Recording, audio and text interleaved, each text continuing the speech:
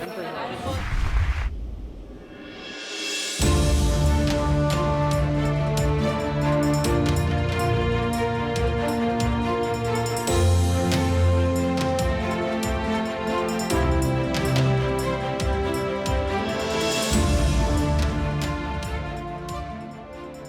buenos días, muchas gracias por venir. Lo siento, Giovanni, este día un poco raro, ya se lo hemos explicado, que es puente y no lo habríamos tenido que organizar en esto. Y además del puente hay varias otras razones que hacen que personas no puedan estar. Pero puente es importante porque no hay, también me han dicho, no hay escuela, no hay escuela. Entonces, las personas que tienen hijos pequeños pues están fuera de razonable, porque si no, ¿qué van a hacer en estas circunstancias?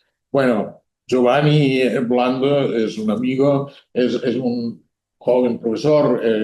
Ahora ricercatore dicen en Italia ricercatore, pero lo es en el sentido que nosotros decimos tenure track. Ya está habilitado como para convertirse en profesor asociato en Italia. Giovanni es de Nápoles y es el ricercatore en la Universidad Federico II de Nápoles. Es de Nápoles y estudió la carrera en Nápoles de Derecho y también el doctorado en la doctorado de Derechos Humanos de Nápoles en la Universidad esta, Federico II, una histórica universidad importante. Pero ha tenido también mucha relación con España. Hizo el máster de Alicante, el curso en Alicante, ha tenido mucha relación con Alicante. Ahora tiene también mucha relación conmigo, tiene mucha relación. Y es una persona que se ha dedicado a diversas cosas. Su tesis doctoral, y tiene muchas publicaciones sobre ello, y lo ha publicado, y tal vez sus primeras investigaciones fueron sobre cuestiones referidas a la laicidad y la religión. Es algo que también ha trabajado mucho Leibniz Spolov, con lo cual hay esta relación entre laicidad, religión, etc. Tiene muchas publicaciones al respecto y libros al respecto. Y el último libro que ha publicado es un libro sobre Dworkin y es lo que hoy va a exponer en parte. Ahora explico un poco más. Un libro en italiano que se llama El cruce de la legitimidad, en la concepción de Ronald Dworkin, que tuvo a bien, también lo digo esto muy amablemente, pedirme si podía escribir el prefacio al libro, y lo hice muy contento de que me lo pidiera. Y hoy voy a exponer algunos aspectos que se relacionan con algún núcleo del libro, porque el libro es una presentación, digamos, de toda la jurisprudencia de Dworkin, desde el principio hasta, digamos, Justice for Hedgehog, donde se contiene, aunque en Justice for Hedgehog hay menos de jurisprudencia, pero el último capítulo se llama Law y por lo tanto tiene mucho sentido en esto. Pero él quiere también exponernos algo que me parece interesante, que es el último artículo de Dworkin que se publicó póstumamente en Philosophy and Public Affairs sobre la filosofía del derecho internacional, y que es un artículo interesante que tiene cosas para discutir, y esto no está en el libro, y en cambio hoy quiere exponernos un poco. Lo cual estamos muy felices de tenerlo con nosotros y de que conozca. No conocía Barcelona, No, o sea que no, es mi primera vez. visita. Estamos muy felices de estos. Él habla español perfectamente, como veréis, con lo cual la sesión va a ser en español, y por lo tanto muy feliz de presentarlo, y le cedo la palabra a Giovanni, cuando quieras, Giovanni. Gracias, José Juan. Y antes de comenzar, quisiera agradecer a un maestro y amigo como José Juan Moreso esta generosa invitación a tan prestigioso seminario que marca un nuevo estrechamiento de lazos, para así decirlo, entre la Federico II y la Pompeu Fabra, abriendo un año de iniciativas que exponen a muchos de vosotras y vosotros en Nápoles en un futuro próximo. Bueno, la idea que tenía en la cabeza cuando José Juan me invitó a Barcelona era básicamente presentar mi libro que publiqué hace casi un año como prólogo del propio Moreso. Y este libro, titulado El crucho de la legitimidad, crucho es un término difícil de traducción al castellano, quizá podría ser tribulaciones, desafío o algo así, ofrece una reconstrucción diacrónica del pensamiento de Ronald Dworkin para mostrar cómo toda su jurisprudencia gira en torno a un problema fundamental, que es el problema de la legitimidad del ejercicio del poder coercitivo, tratando de desligar la obra de Dworkin de esa relación dicotómica con el positivismo jurídico hartiano, que para bien o para mal ha marcado su suerte. Sin embargo, hace unos meses recibí una invitación de un profesor de Derecho Internacional de mi facultad, Massimo Giovane, alumno del famoso Benedetto Conforti de Derecho Internacional, para dar una conferencia en su curso sobre la disputa entre Hart y Dworkin. Decidí entonces comparar las dos perspectivas sobre el tema del derecho internacional, ilustrando a los alumnos con el 10º capítulo de The Concept of Law y con un artículo de Dworkin publicado posteriormente, A New Philosophy for International Law. Y bueno, allí me empantané, para así decirlo. En aquella ocasión mantuve una posición bastante descriptiva, o sea, me limité a exponer las tesis de Hart y Dworkin. Sin embargo, hay algo en el planteamiento de Dworkin del problema del derecho internacional que no me convencía. Vale. Voy a intentar ilustrar cuáles son mis ideas al respecto. Con bastante modestia, ya que no soy un internacionalista y esas ideas aún están en una fase de evolución, para así decirlo. Bueno, como decía al comienzo, la disputa entre Ronald Dworkin y el positivismo jurídico es antigua y se prolonga cansinamente hasta nuestros días. Y también el patrón de ese artículo, New Philosophy for International Law, es bien conocido. O sea, recordando sus años de estudio en Oxford, Dworkin señala cómo el estudio del derecho internacional giraba en aquella época, hablamos de los años 50, en torno a una pregunta existencial. O sea, ¿existe realmente eso que llamamos derecho internacional?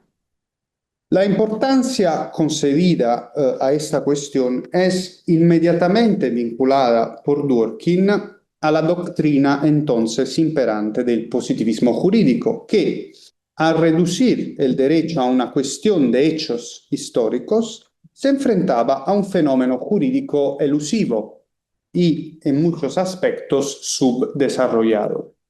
De hecho, la imagen del derecho internacional que ofrece Hart en el 10º capítulo de The Concept of Law parece confirmar este planteamiento. El derecho internacional es un conjunto, dice Hart, todavía no un sistema de reglas, pero nada excluye que pueda llegar a serlo en futuro. Hart habla de eso en términos potenciales.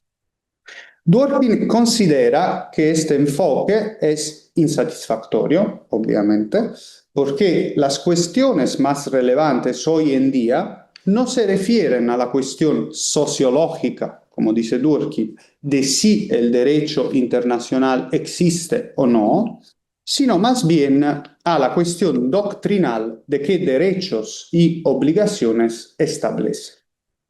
La diferencia entre estos dos tipos de concepto consistiría principalmente en que mientras el primero es tratado por los juristas como un concepto criterial, el segundo es en cambio un concepto interpretativo, porque nos incita a reflexionar y discutir sobre lo que exigen determinadas prácticas que construimos. Para decirlo de otro modo, mientras que el primero se basa y no puede sino basarse en el acuerdo sobre los criterios para establecer lo que es derecho, el segundo pretende reflejar el desacuerdo que surge a la hora de resolver cuestiones prácticas relativas a lo que éste establece.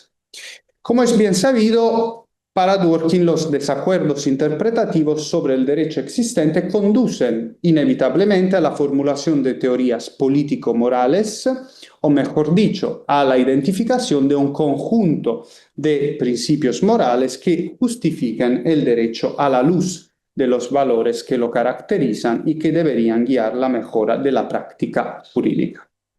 Bueno, el principio interpretativo identificado a nivel doctrinal por la mayoría de los internacionalistas positivistas sería el principio del consenso, que en cierto sentido representaría incluso una regla de reconocimiento internacional.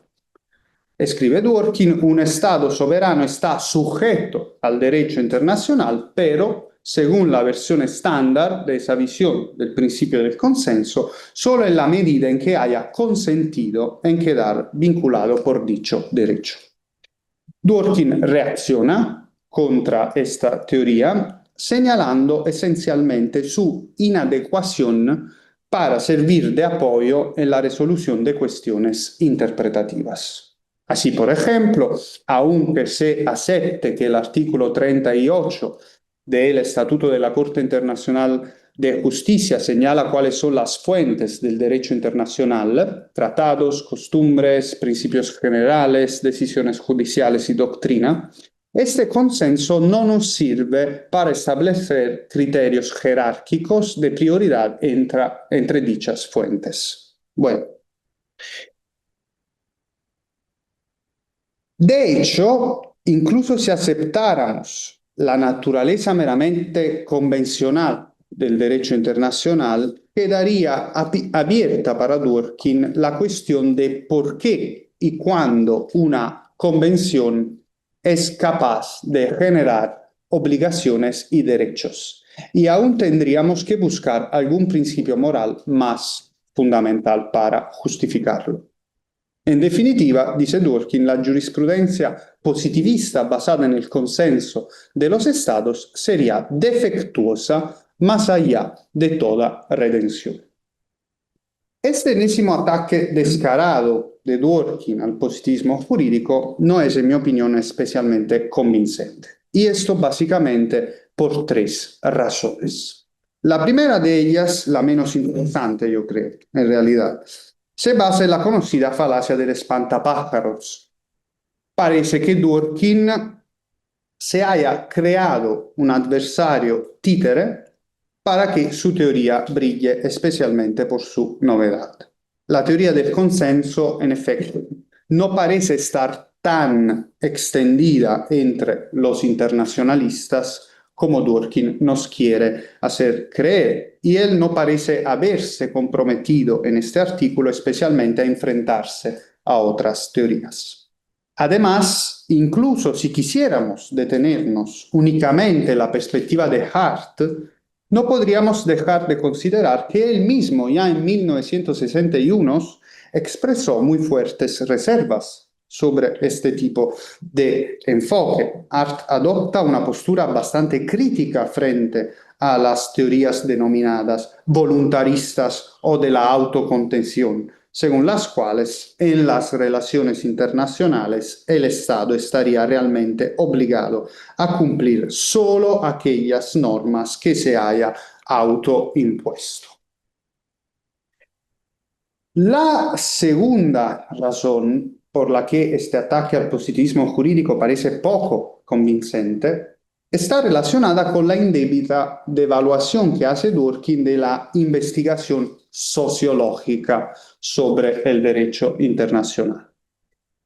¿En qué sentido? Refiriéndose en particular al derecho estatal, Dworkin afirma que nosotros, expertos y no expertos, compartimos un concepto sociológico aproximado de derecho y que en relación con ese concepto normalmente consideramos innecesario pedir una definición más precisa de sistema jurídico que la que proporcionan nuestras ideas de trabajo aproximadas. Este concepto sociológico serviría, en otras palabras, de base reinterpretativa para hacer fructíferos nuestros desacuerdos interpretativos. Pero, en el derecho internacional, ¿estamos tan seguros de nuestra base preinterpretativa? ¿Se puede decir tan a la ligera que la cuestión sociológica es irrelevante para los internacionalistas? Como escribe una importante internacionalista, Samantha Besson, aunque y probablemente porque es una de las cuestiones más centrales del derecho internacional, la identificación de las fuentes del derecho internacional, es decir, de sus procesos de producción normativa, sigue siendo una de las más difíciles. Y de hecho, basta pensar en todo el debate sobre la normatividad o no de las denominadas fuentes de soft law para darse cuenta de lo crucial que sigue siendo esa cuestión de la definición de los criterios de identificación del sistema jurídico internacional. Por último, la tercera razón, la más relevante, creo, se refiere a la ligereza con la que Dworkin descarta la teoría del consenso. Claro, para Dworkin el consenso en sí mismo no proporciona ningún principio que justifique las acciones y decisiones, porque incluso con respecto a dicho consenso podríamos preguntarnos por qué estamos obligados a cumplir nuestros compromisos. Y no debemos pasar por alto los riesgos, los peligros que pueden acechar tras una visión del derecho internacional basada exclusivamente en el consenso. Pienso, por ejemplo, en lo que los internacionalistas llaman el consenso extorsionado, ¿no?, de los estados. Sin embargo, no se puede negar que una parte muy sustancial del derecho internacional, la de los tratados, pero también la de las costumbres, sigue anclada en una justificación basada en el consenso. Y desde este punto de vista, como veremos en los párrafos siguientes, la filosofía del derecho internacional de Dworkin presenta un problema de ajuste, de fit con su práctica, que es bastante evidente. En definitiva, creo que el espantapájaros del positivismo jurídico aún tiene en derecho internacional muchas pistas para redimirse. Pero esta convicción mía hunde sus raíces en una idea más amplia que José Juan conoce de la relación entre la doctrina positivista y la pospositivista, o sea, una perspectiva de colaboración entre las dos. Mientras que el positivismo jurídico se ocuparía de la parte más clara del derecho, el pospositivismo de la que genera más desacuerdos. Dicha así, es bastante rápida, pero ya está en el artículo que os envié. Bueno, pasemos ahora a la propuesta que Dworkin presenta como alternativa a la positivista basada en el consenso. En línea con lo planteado en su última gran obra, Justice for Hedgehogs, Dworkin propone pensar en el derecho internacional como una rama de la moral política. La tesis del derecho internacional como rama de la moral política y en general del derecho como rama de la moral política, lejos de ser un giro radical en el pensamiento dworkiniano, sirve para reformular más explícitamente, yo creo, y presentar con mayor claridad la vieja idea del carácter inherentemente normativo de la teoría jurídica. Esta tesis, sin embargo, se enfrenta a un problema. Dado que el derecho es una especificación de la moral política, ¿qué características permiten considerarlo como tal? Es decir, ¿dónde reside la especificidad del derecho en relación con el resto de la moral política? Dworkin es muy consciente de este problema y su respuesta es que la línea divisoria entre la moral política y el derecho debe rastrearse lo que él denomina el fenómeno de la institucionalización, un fenómeno que se manifestaría en todas aquellas comunidades políticas que hayan adoptado reglas secundarias a la arte, que establecen autoridad legislativa, ejecutiva o judicial. Bueno, eso parece bastante desorientador que Dworkin se refiera en el último capítulo de Justice for Hedgehogs a las reglas secundarias, después de haber atacado a Art para décadas contra esa idea, pero no es tan sorprendente si consideramos que Dworkin siempre ha insistido en la dimensión institucional del derecho, y como lo dice bien José Juan Moreso, también en este último libro permanece esa idea de continuidad entre razonamiento jurídico y moral, aún en presencia de cierta identidad institucional que diferencia a unas comunidades de otras. La importancia de la institucionalización residiría en la capacidad de este fenómeno para atribuir un carácter de juridicidad a determinados derechos individuales. Bueno, en Justice for Hedgehogs hay un trato interesante que radicaliza en cierto sentido el tribunal centrismo de la obra de Dworkin, en el que se refleja, y eso se refleja también en el planteamiento de Dworkin sobre el derecho internacional. Sin embargo, en comparación con este último, existe el problema de la ausencia de verdaderos tribunales con poderes coercitivos, como ocurre en el derecho estatal, así que Dworkin nos invita a suponer la existencia de un tribunal imaginario con jurisdicción sobre todas las naciones del mundo. Solo suponiendo la existencia de este tribunal, podríamos preguntarnos qué argumentos debería aceptar este para justificar el ejercicio de su poder coercitivo. Bueno, aunque la introducción de este tribunal imaginario se haya considerado una fantasía innecesaria, esta es la postura, por ejemplo, de Tassiulas, David Lefkowitz ha señalado acertadamente, en mi opinión, su valor epistémico. De hecho, Dworkin utiliza este recurso para intentar distinguir, incluso en un derecho poco desarrollado como el derecho internacional, los derechos y obligaciones legales de los meros derechos y obligaciones morales y de decencia.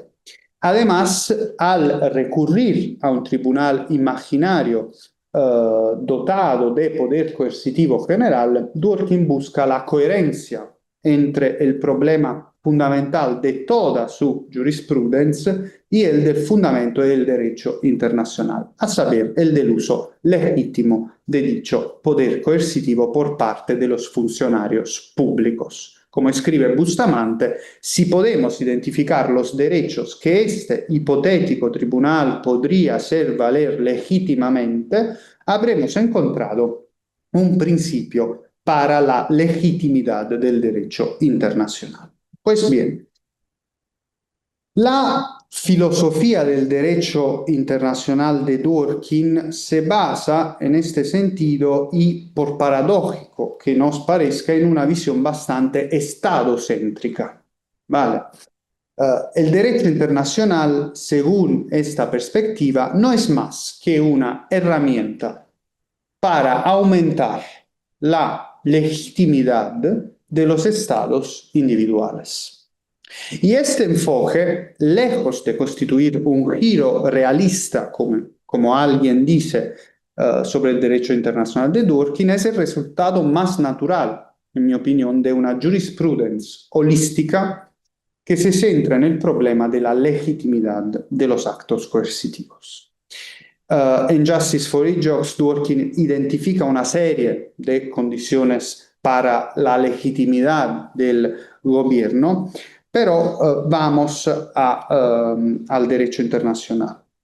La idea central de la propuesta de Dworkin es que estas condiciones de legitimidad no pueden ser alcanzadas satisfactoriamente por los estados individuales sin mejorar al mismo tiempo el orden internacional. Esto se debería a que el sistema de estados independientes y soberanos, el sistema de Westfalia, no permitiría abordar adecuadamente una serie de problemas que pondrían en peligro la legitimidad del gobierno y en concreto. Primero, la posible degeneración de los gobiernos en tiranías irrespetuosas con los derechos humanos. Dos, la imposibilidad de impedir invasiones y saqueos de estados soberanos. Tres, la imposibilidad de los estados de resolver de forma autónoma determinados problemas, por ejemplo, el del cambio climático, que pondrían en peligro la vida de sus ciudadanos. Cuatro, la sumisión de los ciudadanos de un Estado a la voluntad de gobiernos extranjeros no democráticos, dada la ya innegable interdependencia entre Estados en muchas cuestiones, por ejemplo, económicas. Por lo tanto, para mostrar realmente una igual consideración y respeto por sus ciudadanos, aumentando así su legitimidad, los estados tendrían el deber de mitigar los fallos y riesgos del sistema soberano estatal. Este principio de mitigación constituiría, en opinión de Dworkin, el verdadero fundamento justificativo del derecho internacional. Sin embargo, este principio por sí solo no serviría para resolver los posibles desacuerdos interpretativos entre los distintos estados sobre cómo aumentar efectivamente su propia legitimidad.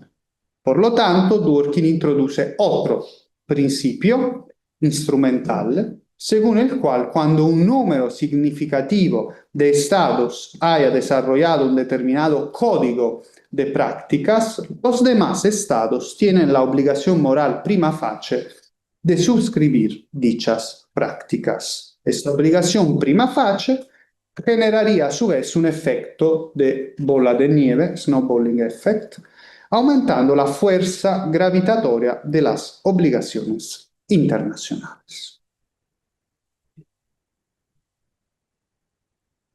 Ahora, en un artículo al que hacía referencia anteriormente, Eric Scarfe afirmaba que la filosofía del derecho internacional de Dworkin no ofrece un argumento a favor de la moralidad política hasta el final, sino que hace hincapié en el interés del Estado por fomentar su propia legitimidad. Pues bien, no sé hasta qué punto puede estar de acuerdo con esta afirmación. Lo que veo, pero, en el intento de Dworkin de encontrar un fundamento axiológico para el derecho internacional está, en mi opinión, en continuidad con lo que argumentó especialmente, o quizá solo con más explícitamente, en la última fase de su pensamiento, tratando también este fenómeno jurídico, el del derecho internacional, como una rama de la moral política.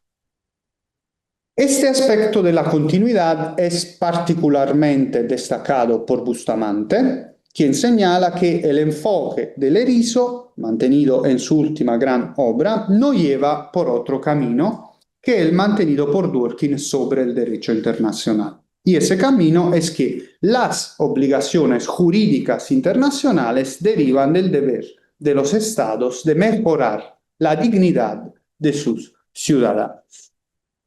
Sin embargo, este me parece uno de esos casos en los que la búsqueda de coherencia interna en el propio pensamiento nos lleva por malos caminos. O sea, estamos tan seguros de que el fundamento axiológico del derecho internacional puede reducirse instrumentalmente a aumentar la legitimidad de los distintos estados. Y sobre todo, no tiene el derecho internacional una legitimidad propia, independiente de la de los estados individuales. Incluso manteniendo a los estados y su legitimidad en el centro del derecho internacional, en realidad Dworkin ofrece una justificación axiológica que acaba basándose en la dignidad de los ciudadanos. Y en ese sentido lo hace bien, porque, como escribe Matthias Kamm, el derecho internacional puede dirigirse generalmente a los estados, pero en las democracias constitucionales el Estado no es más que el marco institucional a través del cual los ciudadanos se gobiernan a sí mismos. Sin embargo, su modelo acaba ofreciendo, en mi opinión, más argumentos a favor de la legitimidad del Estado que del derecho internacional per se, infravalorando la autonomía normativa de este último. Dicho de otra manera, el planteamiento de Dworkin no ofrece razones axiológicas para obedecer las normas de derecho internacional que sean autónomas de las mediadas por el derecho estatal. Pero nosotros reconocemos un valor al derecho internacional que es independiente, al menos creo, de la legitimidad de los estados en los que nos encontramos, porque, citando de nuevo a Kamm, el derecho internacional es prima facie legítimo y merece el respeto de los ciudadanos de las democracias constitucionales liberales por el mero hecho de ser el derecho de la comunidad internacional. Evidentemente podemos discrepar sobre el valor que debe concederse a este hecho. Sin embargo, no veo que la mejor manera de avanzar sea reiterar que los estados individuales y sus ciudadanos se beneficiarían de participar en esta comunidad, como parecen sugerir el principio de mitigación y el principio de saliencia. Y ello por dos razones fundamentales. La primera tiene que ver con el argumento del fair play, tan criticado por Dworkin en Los Empire.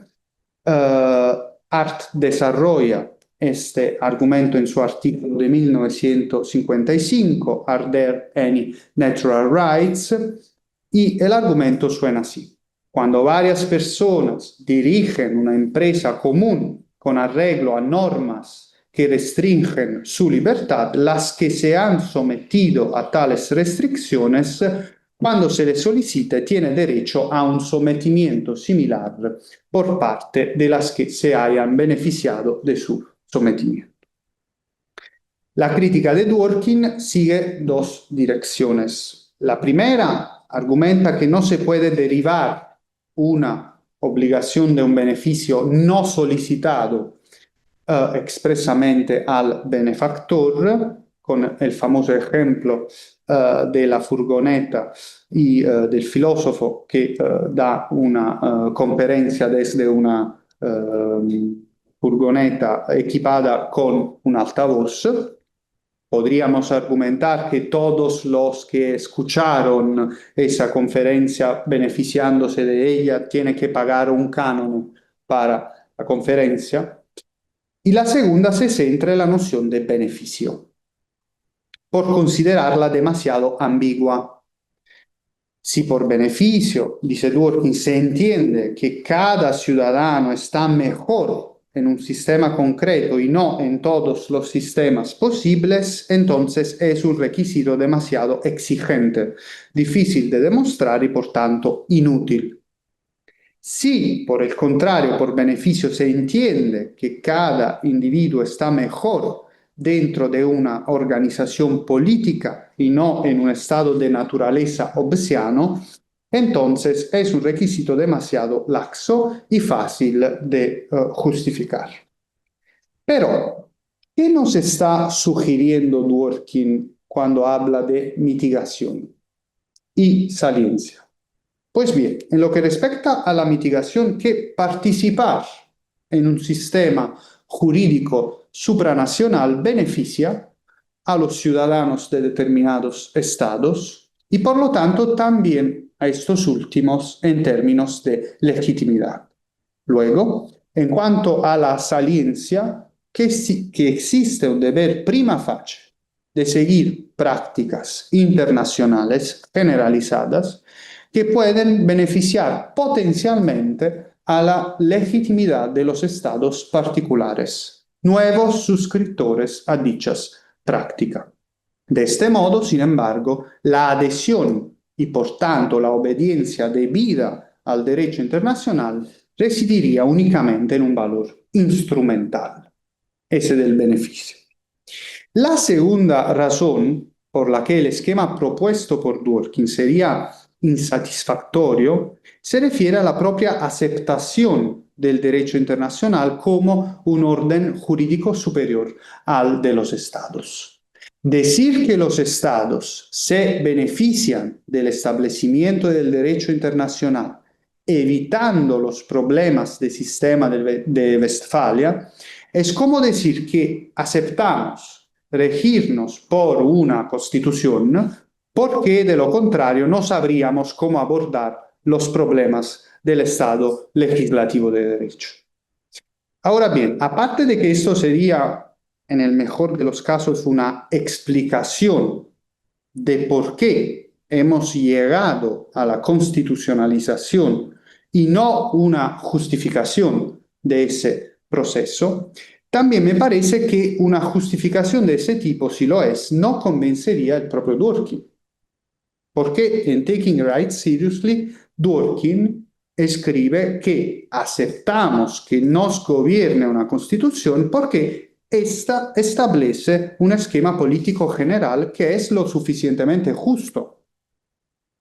Así pues, la evaluación instrumental de los beneficios que podemos obtener de vivir en un Estado dotado de instituciones constitucionalmente conformes es posterior, yo creo, al juicio mediante el cual hemos dotado de valor a la Constitución.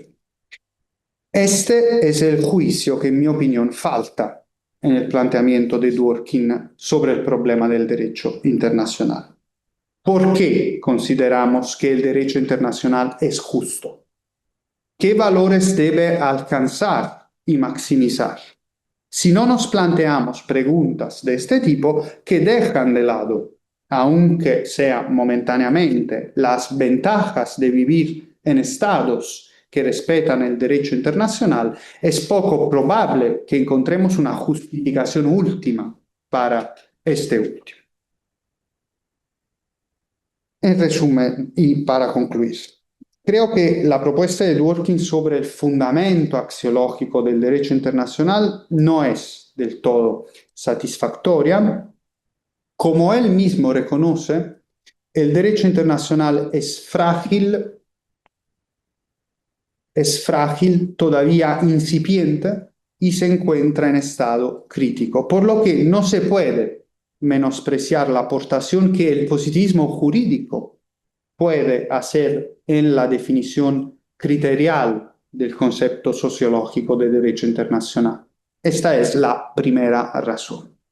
La segunda, sin embargo, tiene que ver con las ambiciones, yo diría, de este artículo. Si su objetivo era ofrecer un fundamento moral para el derecho internacional, no podemos sino considerarlo un intento fallido. Sin embargo, si recalibramos las ambiciones de este artículo, su objetivo de forma más modesta, para así decirlo, y a pesar del altisonante título del artículo, podemos entenderlo como otra pieza más de lo que en ese libro que publiqué hace casi un año, denominé el cruccio de la legitimidad. Bueno, me paro.